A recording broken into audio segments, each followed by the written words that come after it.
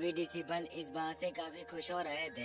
आखिर वो होलो सोल्स नाम के खतरे से बाहर निकल गए। फेंग जियान कहते हैं कि ब्रदर याओ लाओ वाकई काफी अमेजिंग है। इसने केवल अपने उंगलियों के अटैक से ही होलो सोल्स के दो पावरफुल तियानजुन को गंभीर रूप से चोट पहुंचाई। जियोयान की एवनली अर्थ पपेट ब्लैक तियानजुन के साथ फाइट में काफी कमजोर हो चुकी थी, जिससे उस पूरी पपेट पर क्रैक से पड़ गए थे और धुआं उठ रहा था। जियोयान उसे अपने सोल स्पेस रिंग में रख लेता है और सोचता है कि एवनली स्काई डीमन पपेट शायद अब ज्यादा दिनों तक ठीक ही नहीं रह पाएगी। अब वो तेजी से अपने मास्टर याओ लाओ के पास आ जाता है और हाफ फाइट संत में प्रमोट होने की वजह से उन्हें बधाई देता है, पर याओ लाओ कुछ बोल नहीं रहे थे, जिससे वो परेशान होता है और वो पूछता है कि आखिर क्या हुआ है। याओ लाओ कहते हैं कि भले ही हमने होलो सोल्स के अटैक को रोक दिया हो, पर फिर भी हमारे फॉलिंग स्टार पवेलियन को भारी नुकसान हुआ। फॉलिंग स्टार पवेलियन में कई जगह आग लग रही थी। अगर मैं हाफ फाइट संत के रूप में प्रमोट नहीं हुआ होता और मेरी फाउंडेशन अनस्टेबल होती, तो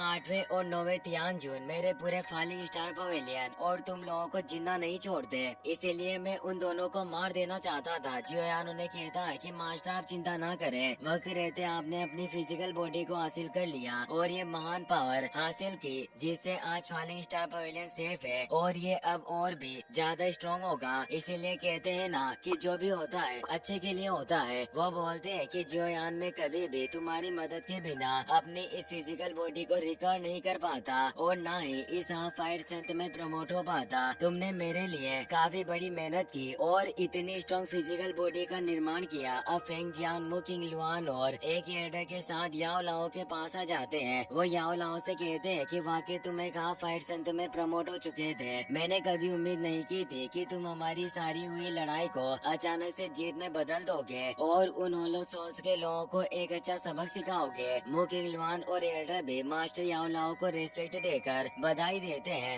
याओ लाओ बोलते हैं कि तुम सभी ने मेरे लिए काफी कड़ी मेहनत की है। फेंग जियान कहते हैं कि भाई याओ लाओ, तुम्हारे यहाँ होने से निश्चित रूप से हमारा फॉलिंग स्टार पवेलियन काफी ऊंचाइयों पर उठेगा। आज के बाद कोई सेक्ट हमारे खिलाफ आंख उठाने की हिम्मत नहीं करेगा और वो होलो सोल से भी हम पर दोबारा हमला करने की हिम्मत नहीं करेंगे। अब हमें अगले दिन का सीन दिखाया जाता है। जियोयान फॉलिंग स्टार टावर में अपने पावर को रिकवर कर रहा होता है। उसकी रिकवरी पूरी हो चुकी थी। वो देखता है कि उसके सभी गाँव ठीक हो चुके हैं। याओ लाओ भी वहाँ जाते हैं। वो जियोयान से कहते हैं कि शिष्य, तुम्हारी इंजरी रिकवरिंग कैसी चल रही है। जियोयान मास्टर को देखकर खुश हुआ। वो उनके पास आता है और कहता है कि आपको मेरी इतनी चिंता नहीं करनी चाहिए, आपका छात्र बिल्कुल ठीक है, और उन्हें रेस्पेक्ट देकर पूछता है कि क्या होलो सोल्स ने फिर से कोई चाल चलने की कोशिश की है और क्या वो दोबारा हम पर हमला करने आने वाले हैं। याओ लाओ कहते हैं कि तुम चिंता मत करो, अब हमारे फॉलिंग स्टार पवेलियन की रेपुटेशन काफी ज्यादा बढ़ चुकी है, क्योंकि याओ लाओ की पावर की वजह से अब सभी बाकी सेक्ट को एहसास हो गया था कि फॉलिंग स्टार पवेलियन कितना स्ट्रॉन्ग है और उन्होंने होलो सोल्स के तियानजुन को भी हराया था। इसीलिए कई सारे सेक्ट अब फॉलिंग स्टार पवेलियन के साथ जुड़ना चाहते हैं। याओ लाओ बताते हैं कि अभी कुछ ही दिनों में कई सारे एलिट्स और पावरफुल क्लेन हमारे साथ जुड़ चुके हैं, इसीलिए अब होलो सोल्स जल्दबाजी में हमारे खिलाफ कोई भी कदम उठाने की गलती नहीं करेगा। और वो जियोयान को बताते हैं कि लड़के, मैंने तुम्हें छोटे से बड़े होते हुए देखा, तुम्हें कल्टिवेशन की हर एक लेवल पर ऊपर चढ़ते हुए देखा। मैं काफी ज्यादा खुश हूँ कि तुम अब 2 स्टार फाइट वेनेरेट हो। जियोयान कहता है कि मास्टर, ये सब आपके निर्देशों की वजह से ही था, जिससे ही मैं इस पोजीशन पर पहुँच पाया। वैसे मास्टर, आपने अब अपनी फिजिकल बॉडी को हासिल कर लिया है, इसीलिए अब अपने इस स्पेस रिंग को वापस अपने पास रख लेना चाहिए। इस रिंग में याओ लाओ के सभी फॉर्मूला और ज्ञान मौजूद था। याओ लाओ कहते हैं कि इस मास्टर के जीवन भर की नॉलेज इस अंगूठी के अंदर समाई हुई है और शायद तुम मेरे सभी कौशल में 90% तक महारत हासिल कर चुके हो, इसीलिए मेरे सभी पैतरे और तरीके तुमने सीख लिए हैं, यानी मैं वो सब तुम्हें सिखा चुका हूँ जो मैं जानता हूँ। इसीलिए अब तुम भी ग्रेजुएट होने की क्वालिफिकेशन प्राप्त कर चुके हो, जिस वजह से मेरी ये स्पेस रिंग तुम्हारे लिए काम की नहीं होगी, पर मेरी ये बोन चिलिंग फ्लेम तुम्हारे लिए काफी काम आएगी। इसीलिए तुम्हें इसे अपने पास रख लेना चाहिए। और वो अपनी बोन चिलिंग फ्लेम को जियोयान को सौंपने लगते हैं। जियोयान इससे हैरान होता है। याओ लाओ कहते हैं कि मैं अब हाफ फाइट संत रियल्म में प्रमोट हो चुका हूँ, इसीलिए मुझे इसे बोन चिलिंग हेवनली फ्लेम की जरूरत नहीं है, और अगर ये मेरे पास रही तो इसका हुनर व्यर्थ जाएगा। पर तुम बर्निंग की टेक्निक को कल्टिवेट करने की वजह से तुम्हारे स्ट्रेंथ को इम्प्रूवमेंट करने के लिए अलग अलग तरह की हेवनली फ्लेम की बहुत ज्यादा आवश्यकता है। जियोयान एक हेवनली फ्लेम का महत्व जानता था। वो मास्टर से कहते कहता है कि मैं इसे नहीं ले सकता। मैं जानता हूँ कि हर अलग अलग एवनली फ्लेम में अलग अलग एबिलिटी होती है, इसीलिए काफी पावरफुल टूल की तरह है। पर हर एल्केमिस्ट को एक अच्छी फ्लेम की जरूरत होती है और आप भी एक एल्केमिस्ट होने की वजह से आपको भी इस फ्लेम की जरूरत होगी। इसीलिए भले ही आप एक हाफ फायर संत बन गए हो, पर एक एल्केमिस्ट के रूप में आपको इस फ्लेम को अपने पास ही रखना चाहिए। और इस एवनली फ्लेम के होने से एक एल्केमिस्ट की पावर में उतना ही सुधार होता है जैसे एक टाइगर के विंग से उग गए हो। मैं इस फ्लेम को कभी भी स्वीकार नहीं कर सकता। याओ लाओ सोचते हैं कि मैं इस लड़के को ये फ्लेम देना चाहता हूँ, पर ये पहले की तरह लापरवाह नहीं रहा जो मेरी किसी भी बात पर विश्वास कर ले। इसीलिए अब इसे धोखा देना इतना आसान नहीं है। पर याओ लाओ ने उसे बोन चिलिंग फ्लेम देने का पूरा मन बना लिया था, इसीलिए वो बोन चिलिंग फ्लेम पर लगे हुए अपने सोल इम्प्रिंट को हटा देते हैं। जियोयान ने उन्हें रोकने की कोशिश की पर वो नहीं रुकते और अब वो सोल इम्प्रिंट हट चुका था। जियोयान कहता है कि मास्टर आपने क्या किया। याओ लाओ कहते हैं कि मैंने इस वर्ष से पहले ही अपनी छाप हटा दी थी, इसीलिए अब ये बोन चिलिंग फ्लेम का कोई मालिक नहीं है। इसीलिए तुम अब इस बोन चिलिंग फ्लेम के मालिक बन सकते हो। और जियोयान की तरफ उस फ्लेम को कर देते हैं। जियोयान को एहसास होता है कि वाकई उसके मास्टर उसकी बहुत परवाह करते हैं और अब उस फ्लेम को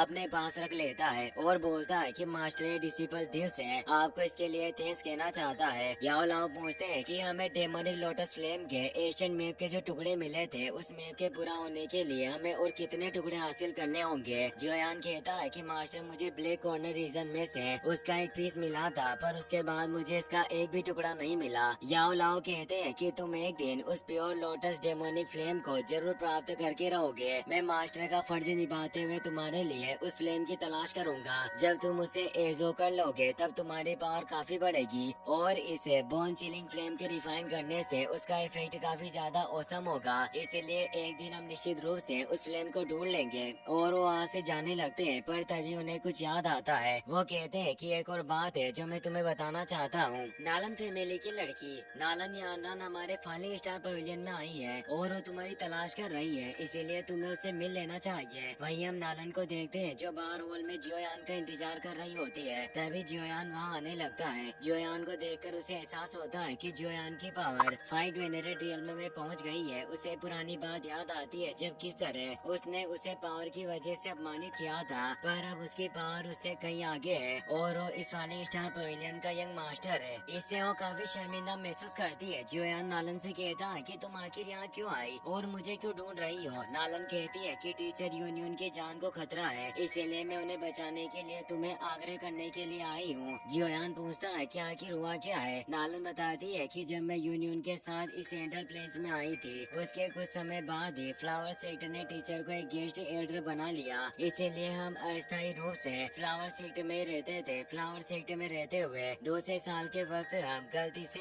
एक अननेम्ड वैली के अंदर एंटर कर गए और वहाँ यूनियन को एक ओल्ड लेडी मिली जिसके पाँव पैरालाइज हो चुके हैं और वो बेहोश थी। इसीलिए टीचर यूनियन ने उसका इलाज किया और उन्हें ठीक करने की काफी कोशिश की, लेकिन हम नहीं जानते थे कि वो बूढ़ी औरत एक स्टेज पर्सनालिटी होगी। टीचर ने उस ओल्ड लेडी का काफी ख्याल रखा, पर उनको बचाना नामुमकिन हो गया। वो ओल्ड लेडी फ्लावर सेक्टर की पुरानी लीडर ओल्ड हुआ ये थी और जब ओल्ड हुआ ये अंत के करीब थी तो उसने अपने अजीब से मेथड्स का इस्तेमाल किया और अपनी सारी ड्यूक्यू और एनर्जी को टीचर यूनियन की बॉडी में ट्रांसफर कर दिया और साथ ही उन्होंने फ्लावर सेक्टर के सेक्टर मास्टर का जे टोकन भी यूनियन को दे दिया, क्योंकि वो चाहती थी कि यूनियन ही फ्लावर सेक्टर की अगली लीडर बने। दरअसल वो एक नेकदिल इंसान को लीडर चुनना चाहती थी, पर यूनियन की युवा सेक्टर की लीडर बनने में कोई दिलचस्पी नहीं थी। हम दोनों ने ओल्ड वायु को दफना दिया और टीचर ने फ्लावर सेक्टर की सेक्टर पोजीशन नहीं संभाली, पर फ्लावर सेक्टर की एक्टिंग सेक्टर मास्टर हुआ जिन ने हमें ढूंढ लिया। हुआ जिन ने टीचर को सेक्टर टोकन को हैंड ओवर करने पर मजबूर कर दिया। टीचर कोई परेशानी नहीं चाहती थी, इसीलिए उन्होंने उसे टोकन सौंप दिया, पर कौन जानता था कि हुआ जिनकी नीयत काफी खराब होगी। वो नई सेक्टर लीडर बनने के साथ ओल्ड हुआ की पावर भी हासिल करना चाहती थी जो टीचर के पास है। जियोयान उसे कहता है कि हुआ जिन फ्लावर सेक्टर की सिर्फ एक एक्टिंग सेक्टर मास्टर है, तो फ्लावर सेक्टर जो सेंट्रल प्लेन्स के दो मेजर सेक्ट्स में से एक है, फिर क्या सेक्टर के एल्डर हुआ जिनको इस तरह लापरवाही से काम करने देंगे। नालन बताती है कि फ्लावर सेक्टर के ज्यादातर एल्डर ग्रैंडपा हुआयू की आखिरी इच्छा का सम्मान करते हैं और वो यूनियन को ही लीडर बनता हुआ देखना चाहते हैं, इसीलिए वो टीचर के साथ है, वरना हुआ जिन ने कब का टीचर के खिलाफ कदम उठाया होता और उसकी बॉडी में मौजूद डोक्यू को छीन लिया होता और इन सब की वजह से हुआ जिन ने यूनियन को एक चैलेंज दिया है कि वो उसके साथ एक डुएल करे। जियोयान कहता है कि क्या यूनियन को हुआ जिन से लड़ना होगा। नालन कहती है कि ऐसा नहीं है, हुआ जिन काफी चालाक है, वो टीचर को किसी भी तरीके से जीतने नहीं देना चाहती, इसीलिए उसने फाइनल के लिए अपने लवर याओ हुआ लियांग जुन को मैदान में उतारना चाहती है। इसीलिए वो फाइट के लिए अपने लवर याओ हुआ लियांग जुन को मैदान में उतारना चाहती है, जो प्रोफाउंड स्काई सेक्ट का मेंबर है। उसने शर्त रखी कि अगर यूनियन हार गई तो उसे ओल्ड ग्रेनी वायु की सारी डोक्यू एनर्जी उसे सौंपनी होगी। इसीलिए नालन चाहती है कि जियोयान यूनियन की तरफ से लियांग जुन के खिलाफ लड़े। जियोयान उसे पूछता है कि आखिर हुआ जिन और उसके प्रेमी की पावर कौन से लेवल पर है। वो बताती है कि हुआ जिन 4 स्टार फाइट वेनरेट रियल्म में है, पर असली प्रॉब्लम उसका लवर लियांग जुन है, जिसकी पावर 6 स्टार फाइट वेनरेट पर है। जियोयान सोच में पड़ जाता है और वो पूछता है कि यूनियन को पिछले सेक्ट मास्टर वायु की सारी डोक्यू मिली है, पर क्या फिर भी वो इस लियांग जुन के खिलाफ जीत नहीं सकती। नालन कहती है कि ओल्ड ग्रेनी की जो डोक्यू है वो काफी ज्यादा अनस्टेबल है और इतने कम समय में उसे पूरी तरीके से रिफाइन नहीं किया जा सकता। और साथ ही ओल्ड ग्रेनी वायु ने अपने डोक्यू पर एक सील भी लगाई थी ताकि बुरे लोग यूनियन से ये पावर छीनने की कोशिश न करे, और उस सील मेथड की वजह से ओल्ड ग्रेनी की डोक्यू यूनियन की बॉडी के साथ जुड़ चुकी है। अगर कोई जबरदस्ती उस पावर को बाहर निकालने की कोशिश करेगा तो यूनियन भी मारी जाएगी, और मैं नहीं चाहती कि मेरी टीचर की जान खतरे में हो। अब मास्टर याओ लाओ भी वहाँ जाते हैं, जो जियोयान से कहते हैं कि तुम्हें यूनियन को बचाने के लिए जाना चाहिए, क्योंकि वो लियांग जुन जिसे डीमन फ्लावर इविल लॉर्ड के रूप में भी जाना जाता है, वो प्रोफाउंड स्काई सेक्ट का एक मेंबर है, और ये सेक्ट हमेशा हमारे फॉलिंग स्टार पवेलियन के लिए परेशानी क्रिएट करता हुआ आया है। इसीलिए अगर वह जिन फ्लावर सेक्ट की नई सेक्ट मास्टर बन गई तो निश्चित रूप से फ्लावर सेक्ट भी प्रोफाउंड स्काई सेक्ट के अधीन हो जाएगा, और ये हमारे फॉलिंग स्टार पवेलियन के लिए बिल्कुल भी ठीक नहीं होगा। लेकिन अगर यूनियन फ्लावर सेक्ट की नई लीडर बनी तो flower sect falling star pavilion के एक दोस्त की तरह होगा। नालन याओ लाओ को रेस्पेक्ट देती है। याओ लाओ से कहते हैं कि इसकी औपचारिकता की कोई जरूरत नहीं, और वो जियोयान से कहते हैं कि तुम नालन के साथ जाओ और मेक श्योर करो कि यूनियन फ्लावर सेक्ट की नई लीडर बने, और इस तरह से तुम फॉलिंग स्टार पवेलियन की मदद कर रहे होंगे, क्योंकि इससे हमें एक डीप फाउंडेशन प्राप्त होगी। अगर तुम्हारा किसी ऐसी सिचुएशन से सामना हो जिसे तुम हैंडल नहीं कर सकते तो तुम मेरे इस स्पेस जेट स्लीप को क्रश कर सकते हो। मैं तुरंत वहाँ पहुँच जाऊंगा। जियोयान उस स्लीप को ले लेता है और वो नालन से पूछता है कि उस डुएल बैटल को स्टार्ट होने में कितना वक्त बचा हुआ है। नालन कहती है कि आधे महीने बाद लियांग जुन टीचर को चुनौती देगा। मेरे पास तुम्हारे अलावा और कोई नहीं था जिससे मैं मदद मांग सकती थी। जियोयान सोचता है कि आधा महीना वाकई काफी कम समय है, और वो मास्टर से कहता है कि मैं किंगलिन को अपने साथ लेकर जाऊंगा, क्योंकि लिटिल फेक डॉक्टर और सीनियर तियान वो अभी एकांतवास में कल्टिवेशन कर रहे हैं, इसलिए मैं उन्हें परेशान नहीं करना चाहता। याओ लाओ को भी उसकी बात उचित लगती है, और वो कहते हैं कि तुम्हारे आने तक मैं एल्डर तियान वो को उसकी पीक पार पाने में मदद करूंगा, और लिटिल फेक डॉक्टर की वो पॉइजन बॉडी को भी पूरी तरीके से एक्टिवेट करने में मदद करूंगा। इसलिए जब तुम लौट कर फॉलिंग स्टार पवेलियन में आओगे तब तक उनकी पावर में काफी ज्यादा सुधार हो चुका होगा। जियोयान उन्हें थैंक्स कहता है, और अब वो नालन से कहता है कि हमें चलना चाहिए, और वो किंगलिन को बुलाने के लिए जाने लगता है। नालन खुश होती है और उसके पीछे चली जाती है। इसी के साथ ये एपिसोड यहीं पर खत्म हो जाता है। वीडियो पसंद आया हो तो लाइक कर देना और अपने दोस्तों के साथ शेयर करना, ताकि हम नेक्स्ट वीडियो जल्दी ला पाए। Thanks for watching.